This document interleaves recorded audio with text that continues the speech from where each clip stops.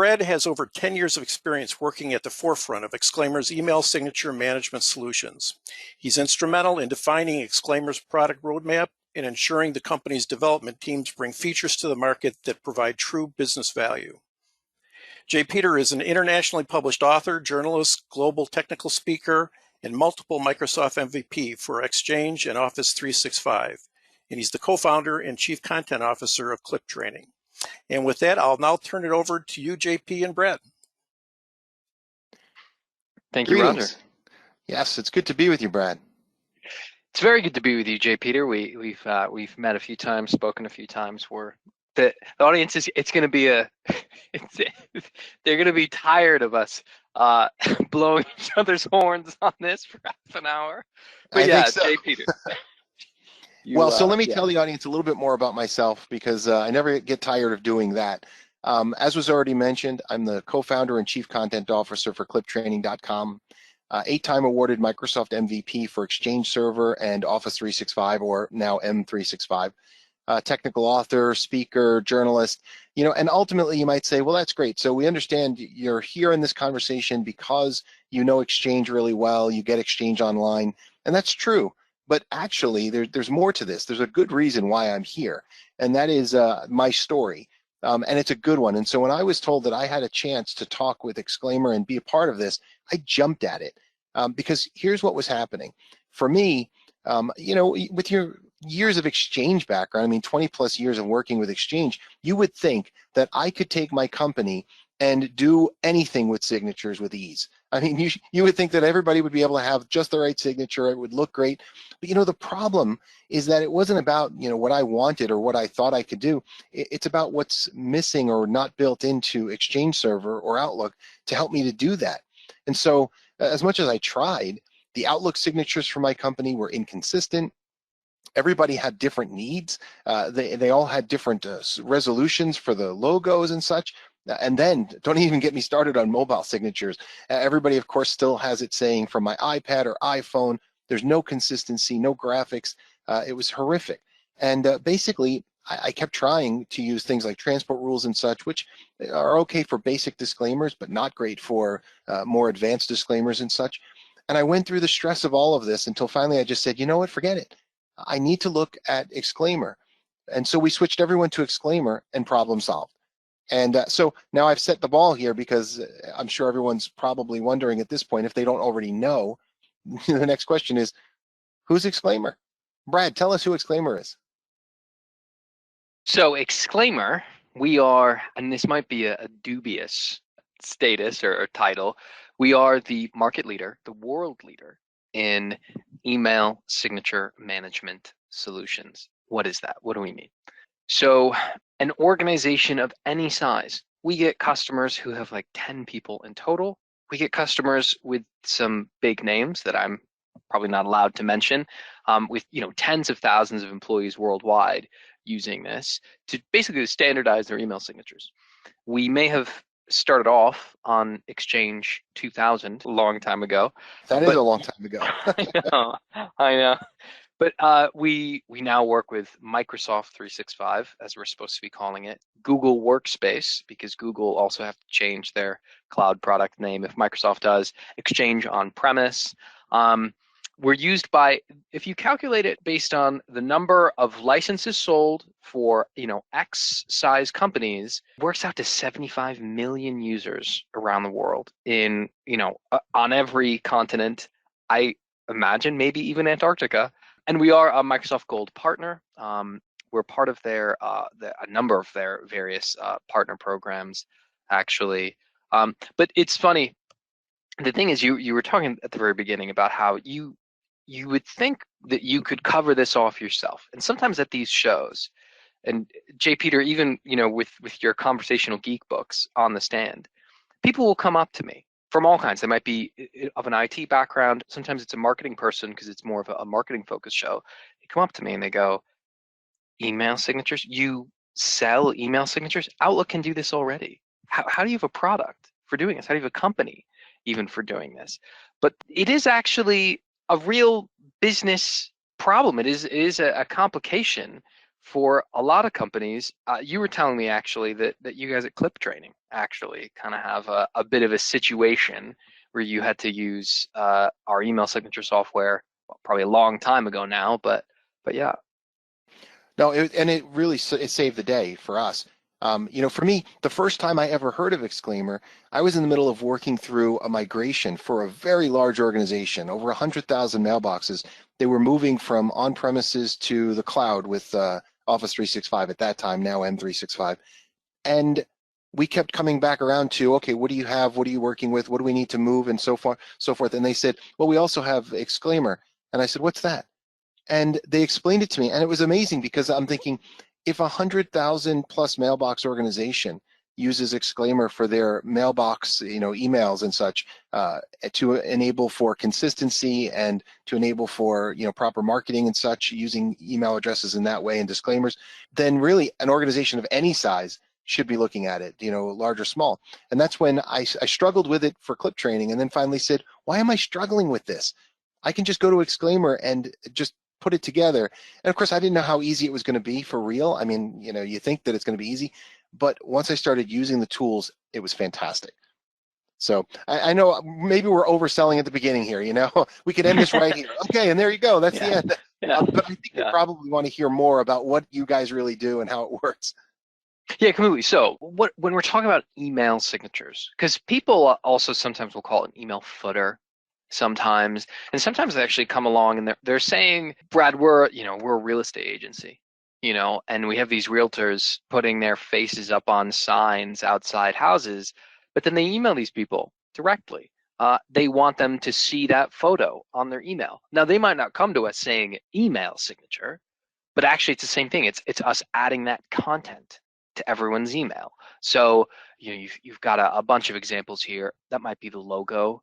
That might be social media icons. You've also got like survey buttons or meeting booking things where you click that, it goes straight through to an application that maybe lets you book a meeting with me or book a meeting with anyone in my team, or of course giving one-click feedback. So it's like, was this a positive experience with this person? Yeah. Sometimes people want that on the email, or the disclaimers is another one. So it's really, as far as Exclaimer, we're going to talk about it, we're saying email signatures, but it's a lot of different things. It's really this application for controlling a little bit of content on everyone's business email, all of the messages they send from their official work accounts. It's also this type of thing where it's like, well, all right, fine. Outlook has a feature for that. How are you making a market out of this? Why is anyone going to pay for this? But it's some of the stuff actually that you were talking about earlier, Jay, where, okay, fine. We want this signature on everyone's email, but we want a different version for Department A versus Department B. You were telling me about. What was the situation there? Why were there at least two different versions that you needed on people's emails? Well, just one example was we had a support department where, although we wanted them to have a consistent signature with others in the company, they wanted additional things at the end of their signature to point off towards our support FAQs and such. And that was different from what our sales guys wanted and what our marketing folks wanted. So depending on the department, there were different requests. Not only that, but the sales guys, they wanted all of they wanted their phone numbers, their mobile, the company number, any possible way for persons to get in touch with them, as opposed to others in the company who just wanted their company phone number and extension. And so when you start looking at all the different variations, you start to say, well, do I just let them do it themselves and I give up the consistent look and the professional look of the email signature, or do I try to go through and perhaps manage this myself using a solution? And if you don't know how difficult or easy that's going to be, that could be off-putting. But I found it with Exclaimer to be very easy. Yeah, it's one of these things where a lot of admins watching this might go, okay, fine. I'll make a little batch file, grab these files from here, stick them there, done. But it's when you get into the stuff where it's like, okay, support need this version, marketing need this version. Okay, fine. So I set up, 2 group policies to run this thing. But but this guy is in support and he's in marketing, and he's getting this clash, and it's trying to write both of these things here. Now I got to put this logic in, and then later when marketing are like, oh, can we just change this on these people's emails?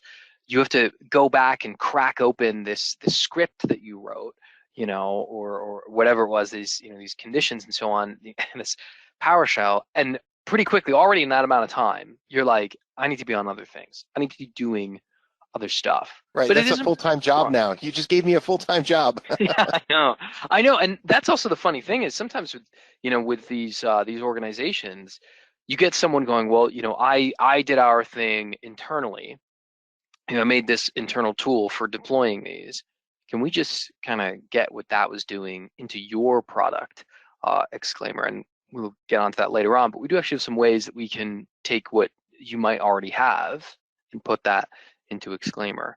But all right, so, you know, it's really those headline things. It's going to take up too much time, right? You know, if you're trying to mandate it manually, you know, trying to tell people you have to be using this version, or trying to write something that enforces it yourself, or you're losing control to these people where you're going, okay, right, deploy this on everyone's Outlook, and they go and they change it anyway. It would never be my personality type, personally. I'd be like, I don't care. Like, fine, if that's what you want under my emails, great. But it's also some of the stuff where, you know, if the approach is, all right, marketing will send out a template to people and people should copy and paste it themselves and fill in their own names and information, that's the type of thing I would end up not doing. I'd be like, it doesn't matter. It doesn't matter who I'm emailing, but it's that thing at scale where, you know, across 200 employees or 2,000, or if you're, you know, just a startup, that branding is very important. You know, there's 10 people. Yeah, each one of them that goes, oh, it doesn't matter if I don't do it. It's another set of those emails that are going out with the wrong branding. A potential customer doesn't actually know that it's you that they're talking to. They get you mixed up with a competitor and they end up buying them instead. And yeah, all those unpleasant situations. And then you've got this stuff where it's the lack of oversight, right? You know, okay, so you tell people to follow these instructions, or you try and do it for them, then it's off in the ether. You're just kind of hoping that it's still correct. You know, Right. they might have. What are the odds, right? You don't know what people are sending. What are the odds that everyone followed the direction and Exactly. everything is working properly? You have no idea unless someone sends you an email and then you look and you go, oh, wait, that's a problem. But you can't do that for everyone. Exactly. And then you, I mean, I don't think they need their own individual header, but there are lots of things where it's like, you know, little edge cases that you don't realize, where some of the DIY methods where you might go, I think I could code this up myself. Sometimes there's a delay in changes going through with some of those. And so a delay sometimes for marketing can be as good as it breaking. They're like, yep, this promotion's got to go live, you know, Monday, 9 a.m. And you're like, well, it'll go live like Monday, you know, midday, 1 p.m. Oh, it's, you know, it's broken. It's not working. So it's all that type of stuff too. So the big question becomes, how does Exclaimer resolve that, right? How do we actually, you know, address that? The idea is the application from end to end, once you've connected it up, a marketing person or someone in the HR team could manage it themselves.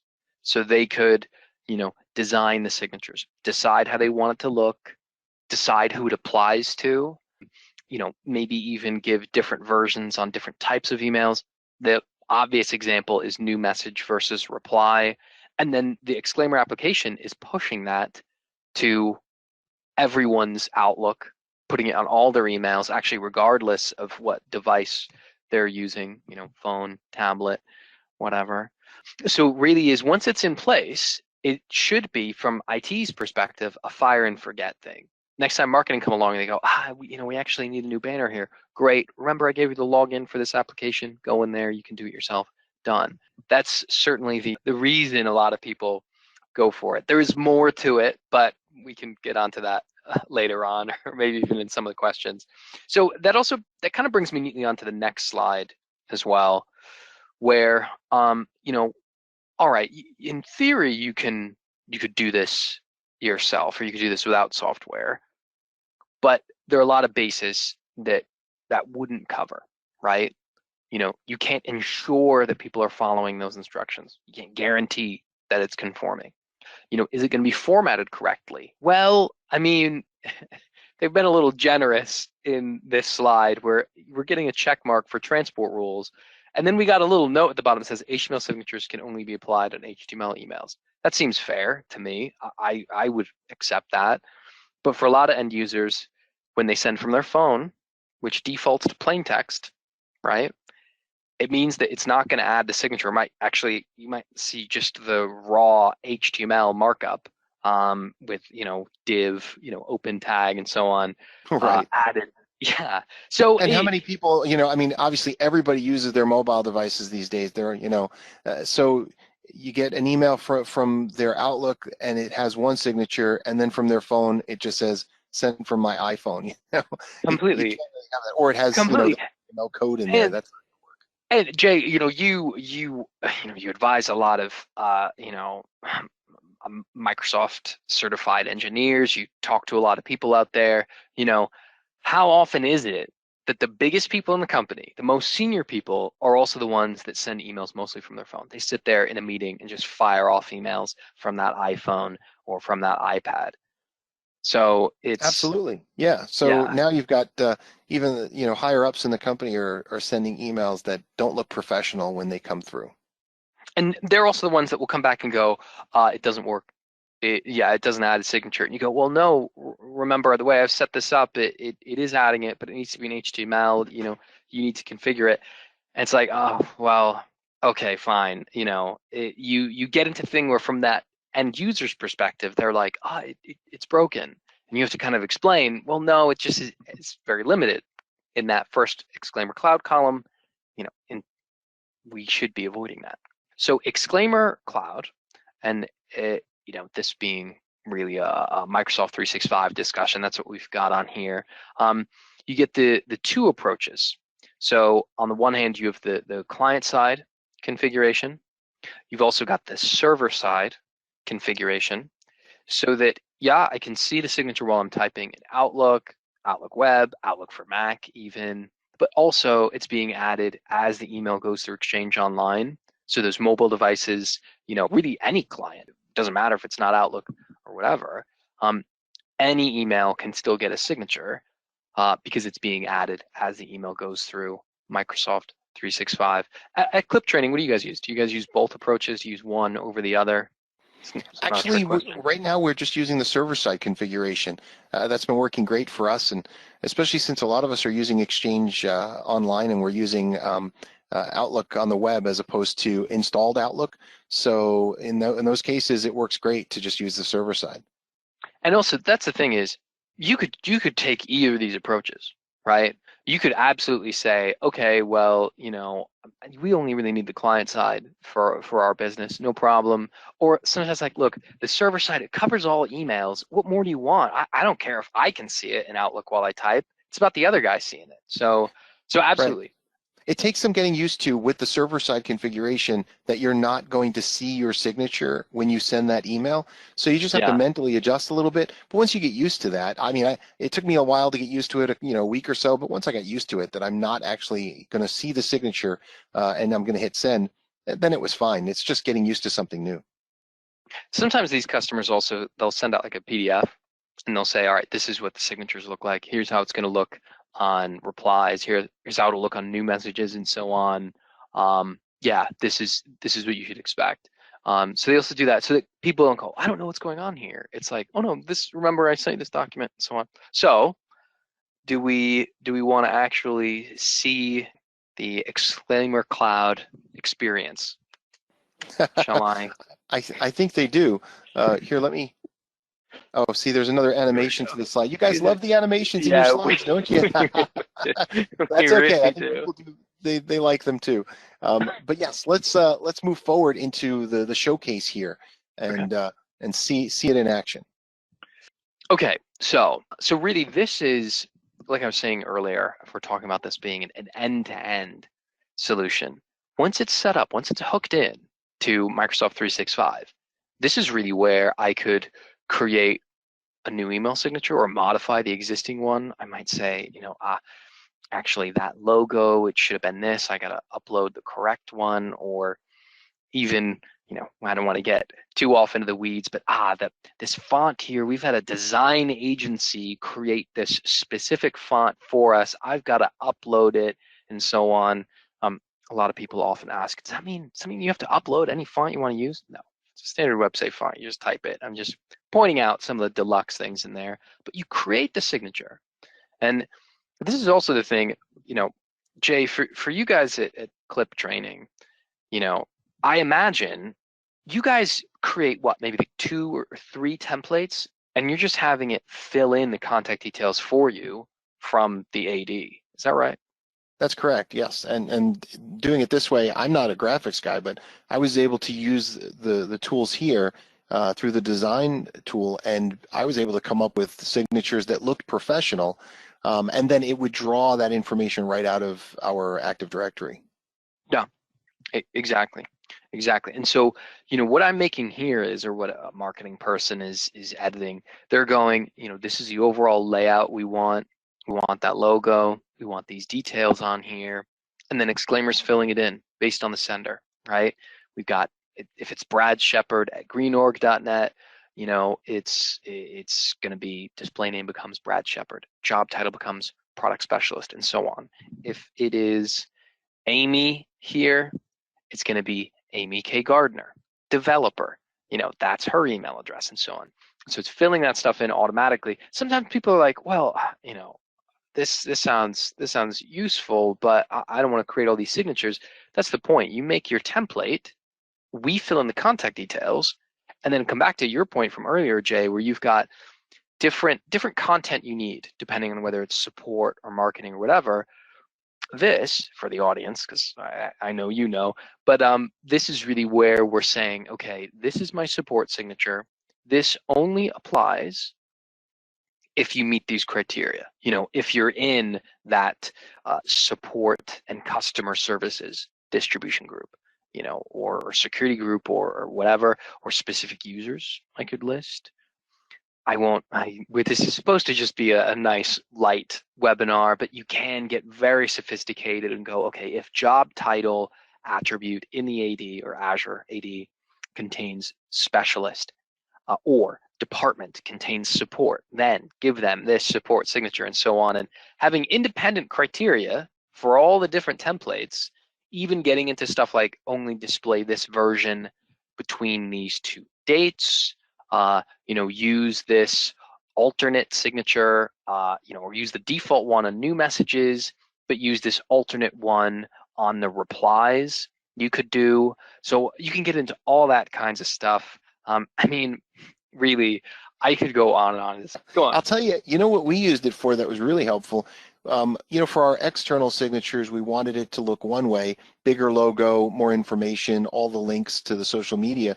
But for internal discussions, we wanted to have it just be a simple, just a very basic logo and no social media, icons and such.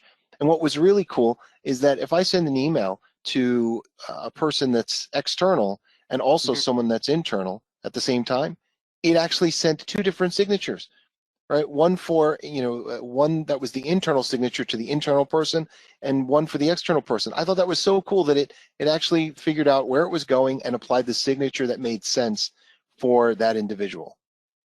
Which, again, in some of these cases, that's why people seek this stuff out, where they're going, is there a way that only on internal emails we could use this content, but if you were emailing externally, we could do this? Yeah, absolutely. That is, that's one of the core features of it. But I do also know that, as we've been going through, you can see the questions thing firing off, and I don't want to use up all our time going into the niche things. So if do we want to go over to the Q&A section? Brad, before we jump over to the Q&A portion, what would really be cool is up in the top right corner, there's that signature rules tester. And I think everyone should really see that because to me, this was a lifesaver when it came to setting up different ones and making sure that they're working right for both internal and external.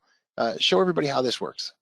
So yeah, though it's of course very familiar to you, Jay. The idea here is, I've created all these signatures, got all these, clever conditions and exceptions determining what signature gets added and what doesn't. But the point here is, all right, I've done all that. Let's just check that the right signature is going to go on there, when okay, I'm not the CEO, but pretend it's the CEO, some very important person at the company. Let's just check it's going to add the right signature. So I'm making just a pretend email, just to give me an idea of how it might look, and also because a number of these things could inform what signature Exclaimer puts on there. And if I click test, it does not send a real test email. It just shows me what signature would go on there. Okay, fine. But I think the bigger thing here is even why it added that signature. So it's going, all right, yes, any sender rule, yeah, that's switched on. Okay, sender is Brad Shepard at greenarc.net. Yeah, that's this specific sender in this case. Okay, good, that's a match. All right, all these various conditions. What's the result? It applies this signature, and that's what goes on there. So it's useful for especially when someone is in the process of evaluating this, or just transitioning it from checking it out and trialing it to setting it up for everyone, going, okay, before I tell everybody in the company this is set up, does the CEO get the right signature? Yes, they do. Okay, cool. Or even, when you're running this stuff internally and someone goes, I didn't get the right signature. Okay, well, let me check. Brad, it looks like we've got you down as the support team, not the development team. Did you want that changed? That's actually something in AD. I didn't realize that you'd moved roles or whatever it is. So yeah, thank you, Jay. Thank you. No trouble. That's a whole lot better than telling your people, hey, send an email to my Gmail account so that I can see what it looks like. That's not even a professional way of testing that. Yeah. But sometimes you feel like that's my only choice. But in this case, having that rules tester, that was just a time saver and a lifesaver. Completely. And it's also that sort of thing of telling, for me anyway, I think it seems like it's a big bonus that it tells you why. This is the signature we added. Here's why Exclaimer thought it was supposed to add that one.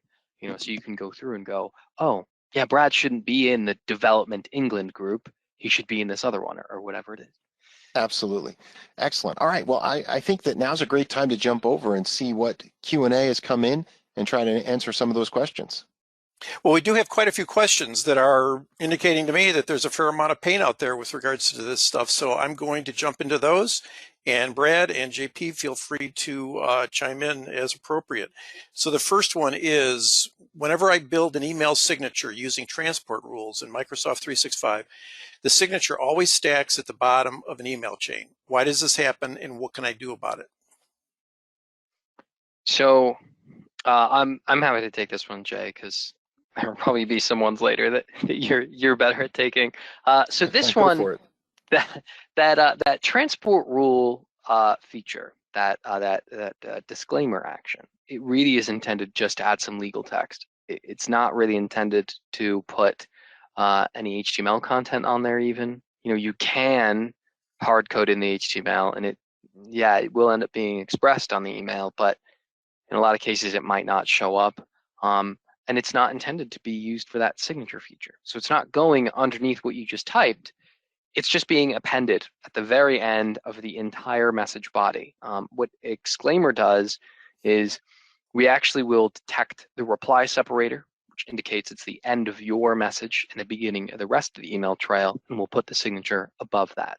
So it's in the location you would expect to see the signature, really where you would consider it to be a signature if you put it in that location. Whereas the transport rule, it's really intended just, to throw something on there like this has been checked for spam or whatever. It's not supposed to be adding signatures with it. All right, the next question we have, which I think a lot of people probably have, is why does my email signature not render correctly on mobile devices? The big one here is that plain text versus HTML issue. Essentially, if that email starts its little journey in plain text, even if you're using a transport rule or you have some related, do-it-yourself method of applying a signature, well, it's attempting to apply HTML content to this purely plain text message, so it's not going to express that that HTML. It's not going to display any of the the cool formatting that you've defined on there. It's just going to be the raw markup language. So yeah, it really, that's what it comes down to. On the Exclaimer side, we will convert plain text to HTML for you. Also with Microsoft's assistance, we convert rich text to HTML as well. So it means you always get the version that you kind of picture when you talk about an email signature, images, formatting, and so on. But why doesn't it appear correctly, when I'm using a mobile device? Really, it's down to the formatting. A lot of these devices default to plain text. All right, we have two questions that are somewhat related, so I'm going to go ahead and read both of these out. The first one is, currently everyone in our company is responsible for updating their own email signatures. How do we ensure that everyone uses the same template? And then the related question is, before COVID, I used to send out email signature templates to all employees via group policy. That's no longer an option, so how would you recommend ensuring everyone gets the same signature? Well, Brad, why don't I naturally, take this one? Yeah, go ahead, Jake. I Go think ahead, the answer to that, after all of this, is pretty clear. I think the key to that type of accomplishment there is to use a solution like Exclaimer. I haven't been able to figure out a way to do it through what's built into Exchange and what's built into Outlook, whether it's sending from both Outlook and a mobile and having a consistent email address and signature, where it's even marketing or disclaimer, or ultimately the only way to accomplish this goal is to go through a solution like Exclaimer in order to ensure consistency. Now, if you want to try to finagle using what's built in, you're just going to find a lot of frustration like I did, and ultimately it's still not going to come out perfect and it's not going to look right. Did I overstate it, Brad? I mean, or is that? No, I think that's exactly right. I think that's totally fair. I think it's, and also you're getting it straight from the source, guys. It's not just me blabbing about it. JP uses this at Clip Training. So yes. All right, we have just a couple more that we have time for. Next one is, why do images appear as attachments, such as our company logo, on emails? I can take that one, JP. So it is essentially what's happening is, and this again relates to that a lot of these mobile devices default to plain text. What's happening is maybe on the original email, say you email from Outlook, it's including those images with the message. They technically are attachments, but they're inline attachments. They're being displayed as part of the HTML body of the message. The issue is that someone replies from their phone, that is in a plain text format, so you can't preserve those. You can't still have that markup going, yeah, okay, sure, this is an image, but embed it here at this spot in the email. And so they end up appearing as attachments. My suggestion there, a couple approaches. You could limit the number of images you use. You could have, Exclaimer can do this, we can render it as a bitmap so that really, it's not like you're going to get 7 or 8 images that end up attached to the email. You might get one, but also on a lot of more modern mobile OSs, it actually should even know that it doesn't need to do that, and you shouldn't end up seeing them as attachments. If you really want to, if you want to go the kind of the sledgehammer to crack a walnut, you could link to the images instead of embedding them on the email. And again, you could do that through Exclaimer software. So a couple things.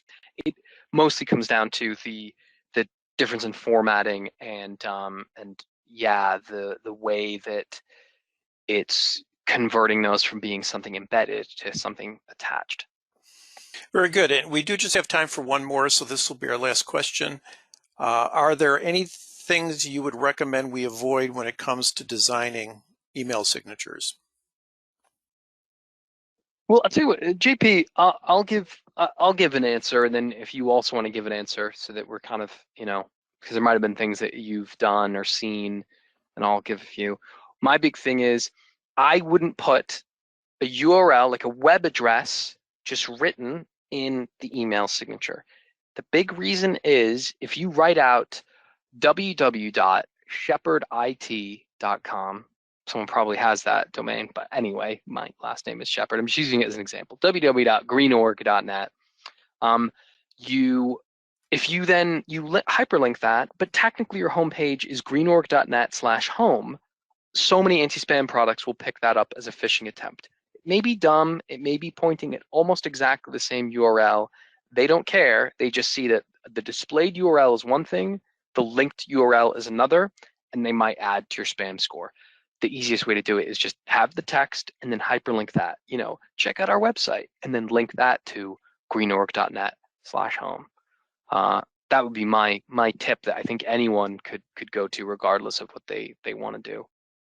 That's a good one. Honestly, I was thinking of something in a completely different direction, and that is, I just remember when I was building my signatures with the social media icons, just as you see them, you think, I want to have something for each of these, for, let's say, Instagram or YouTube or something like that. And the truth of the matter is if your organization doesn't really use those tools, doesn't really use Twitter or whatever it is, it's okay not to put a link for every single social media tool your company has ever tried to use. In our case, there were some that were successful for us and others that weren't. We may still have accounts, but there's no point in linking off to things that are kind of dead. And so you want to make sure that the signature is relevant and kind of, doesn't point off to worthless things, because they may click those links and then go, why would they send me here? So yeah, no, I think yours is definitely more valuable information. I was just thinking of it from the perspective of not wanting to be, overly showy about your social media if you're not actually putting the time into those links. I still think that's really good advice. I think that you definitely get people that sometimes go overboard, and that's, yeah. And no, I think that's good. Well, you can actually over design your signature, right? It can start becoming gaudy instead of it being tasteful and professional.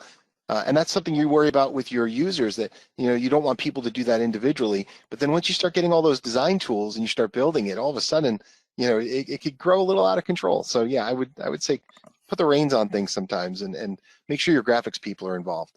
It's almost the point of the product where marketing can go, this is a minimalist, simple design. Everyone gets this. Brad, I know you want to put this quote from Star Trek, The Wrath of Khan, Yeah. But this is the design. We have Right. a company motto already,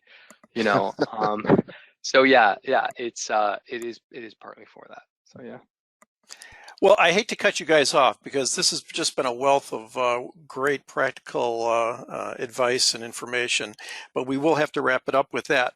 So on behalf of TechGenix, I want to thank you, Brad and J. Peter, and all of our attendees for joining us today. We hope you all found today's event informative for both you and for your organization. And we want to thank Exclaimer for making it possible for us to provide today's event. Please watch your email for information on additional TechGenix webinars that will be coming up soon. And this concludes today's event. Thank you all for attending, and you may now disconnect.